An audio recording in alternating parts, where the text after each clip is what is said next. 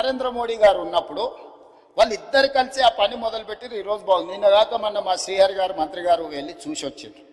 Chamala Kiran Reddy MP గారు నల్గొండ నుంచి బీర్ల ఐలయ్య గారు వీళ్ళందరూ పోయి చూసి వచ్చారు. అంతకంటే ముందు సిటీలో ఉండే మేయర్తో పాటు కార్పొరేటర్స్ని అందరినీ నేను అక్కడికి పంపించిన, కొంతమంది మిత్రులను విదేశాలకు పంపించిన ఎమ్మెల్యేలను, మీకు సౌత్ కొరియా పోయి చూసిరా పోండి అండి.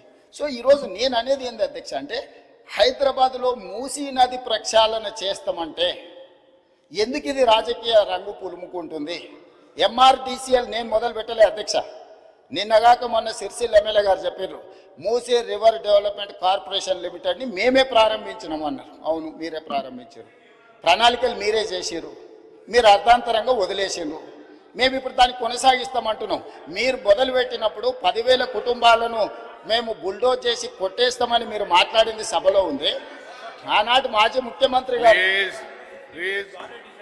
ఈ రోజు ఉన్న 2016లో వాళ్ళే బఫర్, మూసీ నది పక్కన 50 మీటర్ల బఫర్ జోన్ కూడా వాళ్ళే నిర్ణయించారు. ఆ రోజు మేము నిర్ణయించలే. ఈ రోజు మేము అమలు చేస్తామంటే మీకున్న అభ్యంతరం ఏంది? ప్రభుత్వం అధికారికంగా కార్యక్రమాన్ని ఏర్పాటు చేసింది. అయ్యా, దీన్ని ముందు కొనసాగించడానికి ఏం చేయాలో మీరు సలహాలు సూచనలు ఇవ్వండి, ప్రభుత్వం ఆమోదిస్తుందని. సలహాలు సూచనలు ఇవ్వడానికి రాలేదు. ఆన్లైన్లో పెట్టినాము. ఆన్లైన్లో పెట్టినప్పుడు దాన్ని చూసి ఏం సలహాలు ఇస్తారో ఇవ్వండి. ఆపాలనే ఆలోచన తప్ప మీరు ఏ సూచన అయినా చేయండి. ఈరోజు మూసీ నది ప్రక్షాళన అత్యవసరము.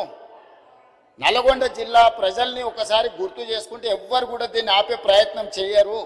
ఈరోజు రంగారెడ్డి జిల్లా హైదరాబాదులో ఉండే కాలుష్యము, పరిశ్రమలు, శవాల కలేబరాలు, మనుషుల శవాలతో సహా కొట్టుకుపోయి నల్గొండకు ప్రాణాంతకంగా తయారైంది అధ్యక్ష.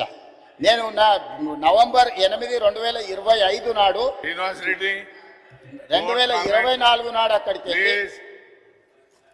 2024 నవంబర్ 8 రోజు నేను పోయి పాదయాత్ర చేస్తే ఆ ప్రాంతంలో మహిళలు వచ్చి చాలా ఆవేదన భరితమైన అంశాలు నా దృష్టికి తీసుకొచ్చారు.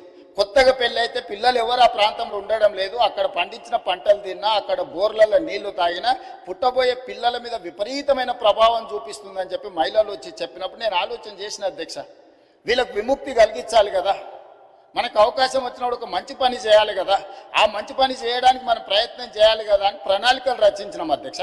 ఆ ప్రణాళికలలో మీరు అందరు చదువుకున్నోలే కదా, ఆడ డాక్టర్లు ఉన్నారు, మేధావులు ఉన్నారు, చాలా సంవత్సరాలు ప్రజల కోసం పనిచేసిన అని చెప్పుకునే వాళ్ళు ఉన్నారు. మీరు చదవండి, డాక్యుమెంట్లో మీరు సజెషన్ ఇవ్వండి.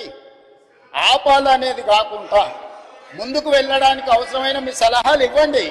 మీరు సలహాలు ఇస్తే మాకు అభ్యంతరం లేదు, ఆ సలహాలను మా ప్రభుత్వం స్వీకరిస్తుంది.